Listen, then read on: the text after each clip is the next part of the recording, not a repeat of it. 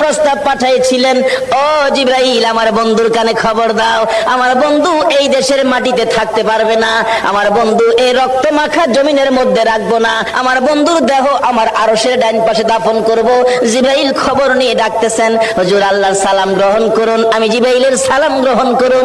আল্লাহর নবী গো, আপনার দেহ মোবারক আল্লাহর আরশের ডান পাশে দাফন হবে, আপনি খুশির সহিত কবুল করুন। আমার নবী কোনো কথা কয় না, দুইটা চোখের পানি ঝরঝর করে ছাড়তেছে। জিবরাইল বলেন, ইয়া রাসূলুল্লাহ, এত সুন্দর প্রস্তাব নিয়ে আসলাম, কোনো কথা কন না, খালি কাঁদেন কেন জানতে চাই। আমার নবী বলেন, জিবরাইল রে, তোমার জন্য খুশির খবর হতে পারে, আমি খুশি হতে পারলাম না, কেন পারলেন না?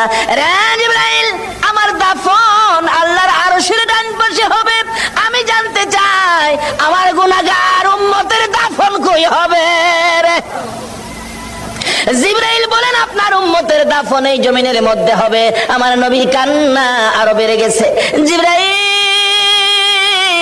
না না, সইতে পারি না, আমি আরশে থাকবো আর আমার উম্মতেরা এই জমিনে থাকবে, আমার মন মানে না, প্রস্তাব আমি রাখবো না, আমার পক্ষ থেকে একটা প্রস্তাব আমার প্রভুর দরবারে তুলে ধরো।